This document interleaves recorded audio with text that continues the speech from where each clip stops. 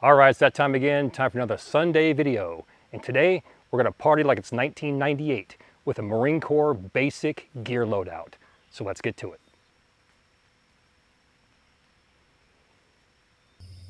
All right, check this out. I wanna hop on here for a few minutes and give you the outstanding news. For the next few weeks, we're gonna do a limited run, the best of both worlds, a carbon steel skillet with a stainless fixed handle. Check that out. But wait, there's more. Along with that, we're going to offer a carbon steel pan with stainless removable handle. Can't get much better than that. Once again, the best of both worlds, and these are dropping Sunday at 10 a.m. Eastern to my website, corporalscorner.com. Get on it, get on my email list, download the free phone apps, and never miss a gear drop or video again. Once again, corporalscorner.com. See you there on Sunday. Let's go ahead and kick this off with a huge disclaimer. I'm going to give you a basic gear loadout from my unit, 3-7 or 3rd Battalion, 7th Marines in 29 Palms from the year 1998, right when we had that transition from the old school deuce gear Y harness, which was basically several revisions from the old Vietnam style gear, into the LBV or load bearing vest, which was a precursor to your MOLLE system today. This system right here was around from anywhere from 2 to 3 years, and then it was discarded and MOLLE took over. And MOLLE 1, 2, 3, 10, whatever it is today. So this right here is the godfather of your MOLLE system. Once again, I'm going to do a gear loadout from 1998 in my unit. It's a basic overview. Believe me, more things were added, but this was the basic gear that every Marine had to carry. We're not going to do a video on what your uncle carried in Vietnam in 1965 or what you carried in 1-7 in 1986. Once again, is my unit, my gear from 1998. Now, with that out of the way, let's get to it. Now, before we even get started, just for kicks, let's see if this will actually fit me. This is a large long. This is what I wore when I got out of the Marine Corps in 2003. I got out in 1999 and I was recalled after September 11th. Did a little over a year, and this was the last issue of the Woodland camis before the actual digital took over. Digital was around, but not every unit made you wear them. Luckily for me, I got to start my Marine Corps career and end it with the Woodland camo. All right, here we go.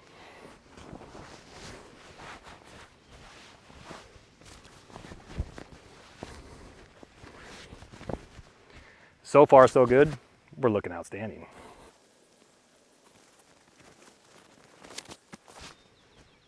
Boom. I'm actually proud of myself.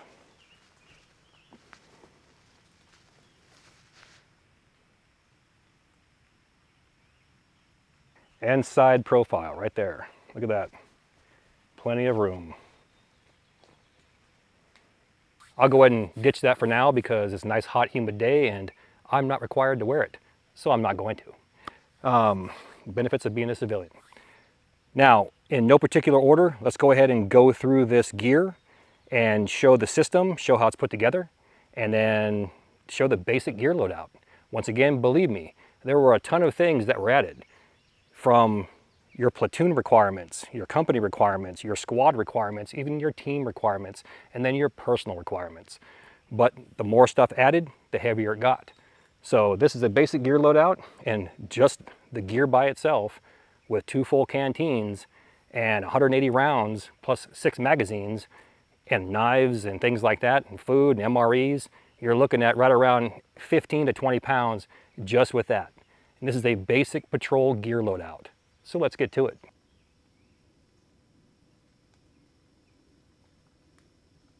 What you have in front of you right here is a basic LBV or load bearing vest. In the Marine Corps around 1998 or late 1997, these swapped out our old deuce gear Y harnesses. And the vest is nothing more than this top portion right here. And it just attached to the military web belt and all your previous gear from your Y harness.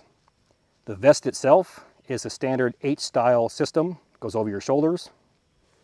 has 4 pouches, 2 on the outside and 2 on the inside. The ones on the outside, or towards your armpits, contained 2 M16A2 magazines. The ones on the inside, or closest to your chest, would contain 1. Altogether, you have 6 magazines or 180 rounds of 5.56. The bottom part of the vest, you had on each side a pouch for a standard baseball grenade. The entire point of this system served one purpose, and that was to get rid of the basic belt magazine pouches that were basically around your stomach or lumbar area and bring them up to your chest so you can quickly take a magazine out and reload. And if you think about those that served after, say, 2002 or are currently serving, what do you currently have right now, right? Just swap them out. And that's where this came from. And to be brutally honest, it was no more comfortable than the Y harness. And in fact, it was more cumbersome because it went around your body and basically you sweat to death. So, you know, it is what it is. And if you want to put this over top of a flak jacket, which is what they made you do when you went out and did some 5 or 6 day patrol, movement to contact type thing, you had to readjust everything every single time to get it to fit over the vest, and then take it off, readjust it again to get it to fit your body. Otherwise it would be too bulky and it would sag and flop around. So it basically was a pain. And that's probably why it was short-lived. But did it accomplish its task? Was it some cool gear that we had? Yeah. And were we forced to wear it? Yes, we were. Now, let's talk about the gear that attaches to the harness. Now, at a very minimum, you had at least 2 plastic canteens and canteen covers, preferably with a NBC cap on there. Not all of them had that, but preferably that's nuclear, biological, and chemical warfare. There's a rubber seal on here where a hose could be attached so you could drink water from your gas mask. I'll show you this here in a minute. In the center, you had a standard issue nylon butt pack, which would contain most of the items that you carry on a patrol. And in not all cases, but some, you had a crappy medical kit. And I say crappy, and these things went out probably around 2003, 2004-ish. This one here is from 2003. And just like all medical kits, or most to this day, they had nothing but Band-Aids in it, gauze pads, things like that. Nothing that would actually treat serious wounds or stop bleeding. Here's your NBC cap right here. There's that rubber seal. The hose would pop inside there and connect to your gas mask.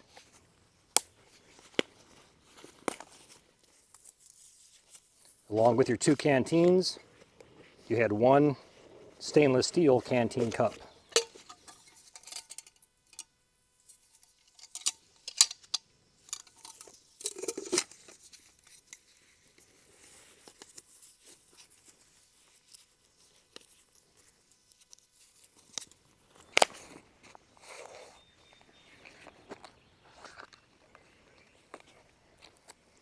This is one of the few complete kits that I could find. We have water purification tablets that expired in 2006. We have some iodine or betadine, same thing. Nasty chapstick. An assortment of Band-Aids. I'm not going to pull all the stuff out of here.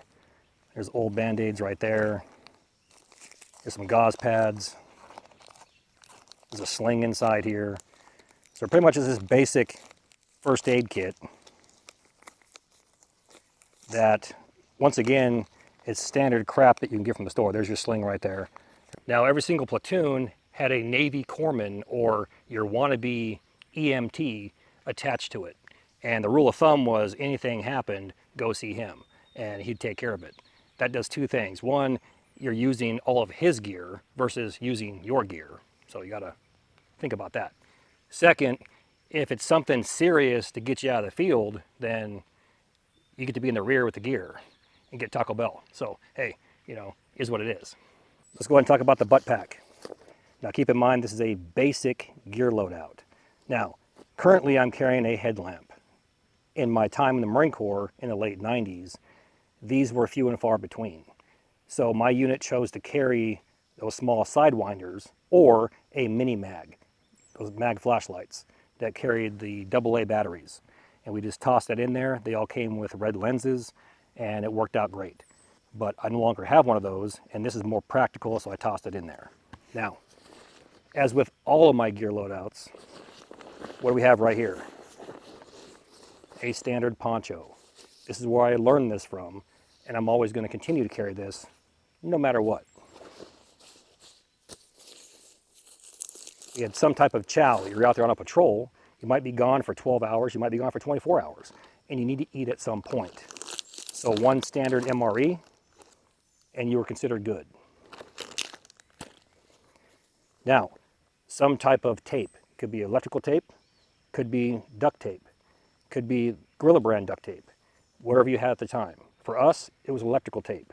And this was mostly used for silencing anything metal that when you shake this up and down, you hear this instead of clank, clank, clank, clank, clank, or even slings on a rifle.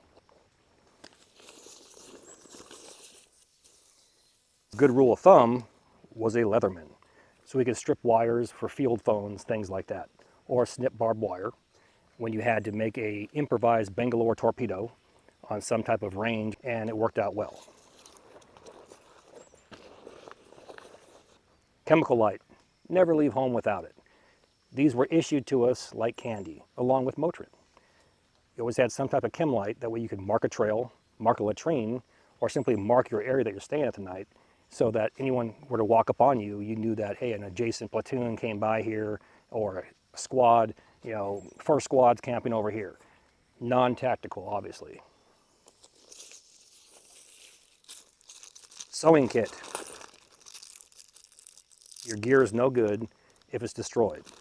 So we had some type of standard sewing kit with buttons inside here, different color thread, to repair your gear. I always want you to repair your gear so that you look outstanding AF. The last thing I want to talk about here is most of these, this one, like I said, I was lucky. It's basically brand new. There's a waterproofing on the inside. So once you slam everything inside here, you have this waterproof coating, and then this would go over top as a bag liner or even the top portion. So the theory was water would actually shed from this. Worst case, if you got soaked, you have drain holes here in the bottom. That way you're not going to have a butt pack full of water.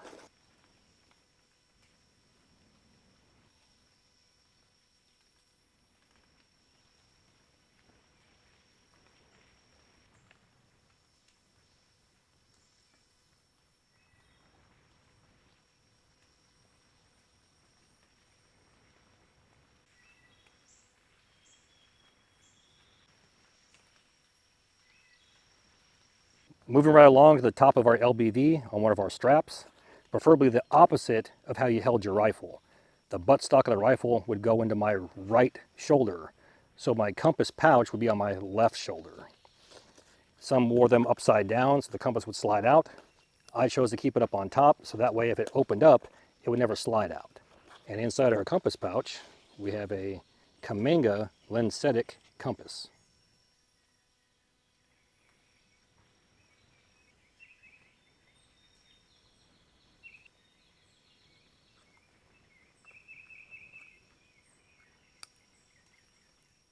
So this compass right here is the first one that I learned land navigation on.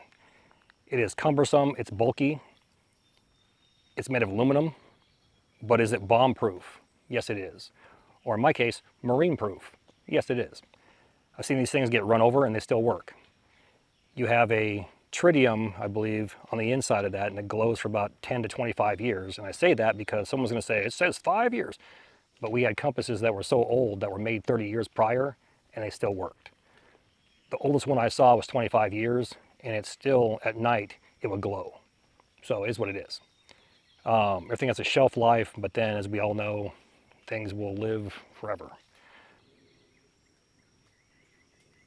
And in my personal opinion, the major flaw or drawback of this compass is that if you want a reverse azimuth, and azimuth means it's a direction of travel of where you want to be. A reverse azimuth is how you get home or where you were, okay? So think of it like that. There's nothing on here that indicates a reverse azimuth, and you're forced to do math. LAMS, L-A-M-S. That's an acronym. If it's less than 180, or L, you add 180. That's the A. M, if it's more than 180, you S, subtract 180. And that gives you reverse azimuth to come home. And every point that you shoot, you have to sit down and do that. Is it hard? No, it's basic math. But do you want to go through all that? A Silver Ranger or a Sunto MC2, once you dial in your direction, I want to go 100 degrees.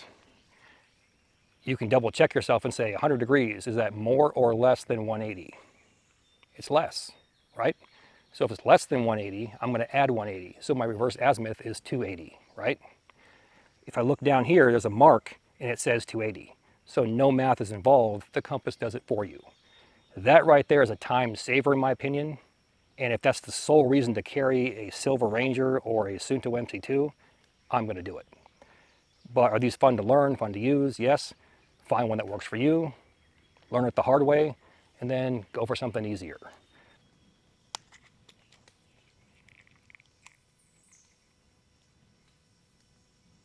Now, the last thing I want to talk about before we move on to our weapon is hearing protection. This was required and was actually issued in my unit.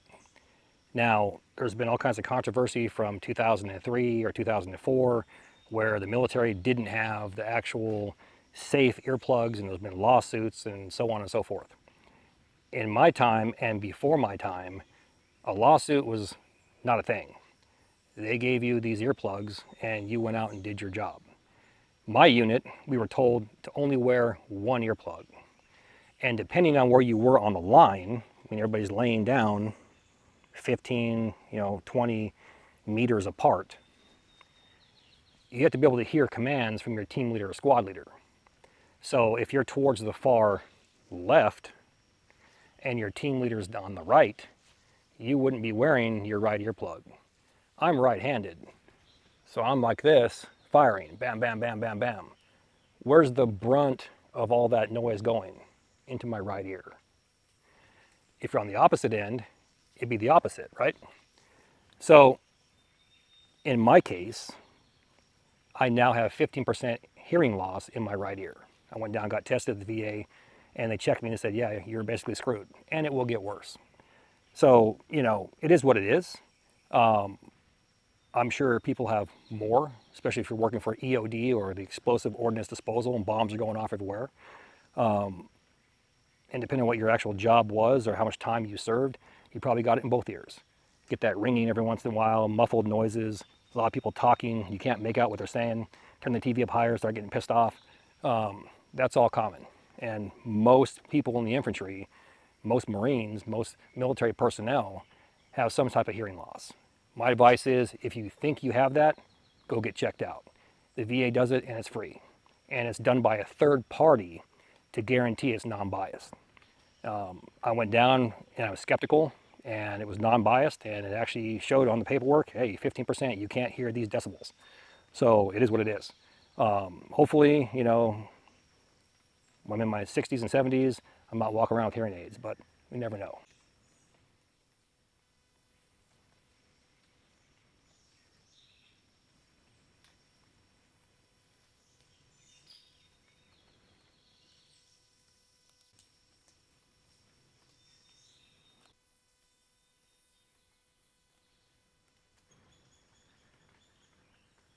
This is the Evil Black Gun. Everyone, meet Evil Black Gun. Black Gun, meet everyone. Now, this is not an M16A2. This is a Colt Sporter, and it fires .223. Now, someone's going to say, well, why not 5.56, and why not this, and why not that? My answer is, because that's the one that I own. And if you have one you want to sell or give away, hit me up. Ideally, a weapon that can fire .223 and 5.56 is golden. It's also very expensive. We're talking $2,200 or more, and especially nowadays, when you could buy these things for $500 to $700 back in the day. Now, am I happy with .223? Yes. Why? Because I can go to any store and buy it. Almost any store, even Walmart carries .223. And 5.56 is harder to come by at some stores. It's not hard to come by in general, but in a lot of stores, they don't carry it, especially if you go out west. So you got to think about where you're at, what can you get, things like that. I've owned this for 5 or 6 years, and it's one of many. So here's what it is. I'm not going to go too in detail on this or keep showing it because we all know YouTube's rules and problems and things like that. And again, someone's going to say, well, so-and-so shows it on his channel. My advice, go watch so-and-so. I don't need more problems than I already have. So along with this weapon, every Marine was issued some type of rifle, whether it be a standard M16A2, an M203, which was an M16 with a grenade launcher attached to the bottom, or an M249 SAW, which was an automatic rifle that fired anywhere from 750 to 1,000 rounds per minute. They all fired the same round, a 5.56. They just had different abilities. Like the M249 was full auto. The M203, they end up having a grenade launcher at the bottom where you could fire a single round at a time. You know, a 40 millimeter grenade, it would come out, or smoke, things like that. HEDP, you know, penetrate 2 inches of steel, things like that. So depending on what you were going out there to do, you were armed to the teeth, and a team of 4 could basically take care of themselves, and you had 3 teams of 4 in a squad. And then you had your occasional doc that would be attached to a platoon and would sometimes go out with your squad, and sometimes even go out with your team.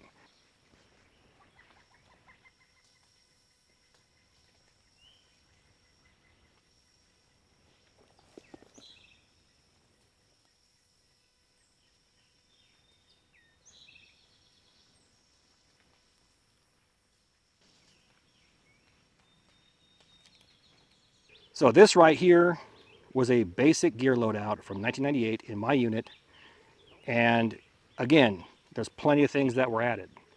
This was the bare necessities where you could take this gear, go out, do a patrol, and actually get her done. The last thing I'll talk about real quick is what we carried on our person. And for me, being a squad leader, starting off as a team leader, then being a squad leader, we had to carry notebooks and a protractor for any type of map system that we, lay out a route, azimuth, reverse azimuth, things like that, get to the LZ, get resupply, things like that. And I'll briefly show you those. I don't want to go in depth on that because, again, what you carried in your pockets is different than what he did or she did and things like that. But at a minimum, the small unit leaders had to have protractors, had to have notebook and pencil to pass the word on to your troops or your squad or your team. So I'll briefly show you that, and then we'll come back. Something like this to cover up, keep the dust off everything. Pencil, pen, etc., right in the rain. In the back here, keep any type of notes or cheat sheets, protractors. They go on your map overlays, your topographical maps, things like that. But this right here, worth its weight in gold.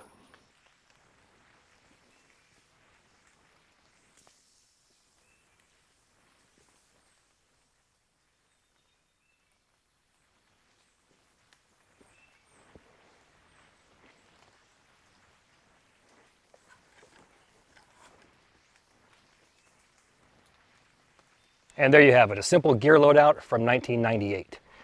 Once again, I can't stress this enough. Several other things could be added, from battalion requirements, company, platoon, squad, team, down to the individual person. So the simple 15 to 20 pound patrol kit could end up becoming 25 to 30. And we haven't even counted additional ammo, grenades, mortar tubes, water resupply, flak jacket, Kevlar helmets, things like that. Radio batteries that were that big in my day. So the simple 15-pound kit could become 50, and you're out there all day. So just take it with a grain of salt. But it is what it is. On that note, let's go ahead and get out of here. With that, all the gear in my videos can be found on one spot, my website, corporalscorner.com. Now please do me a favor, hit that like and subscribe button, then ring that notification bell. Once you ring that bell, please select all notifications. And as always, thank you for your comments, views, and support. Thanks for watching. Get out in the field, have some fun. I'm going to catch you next time.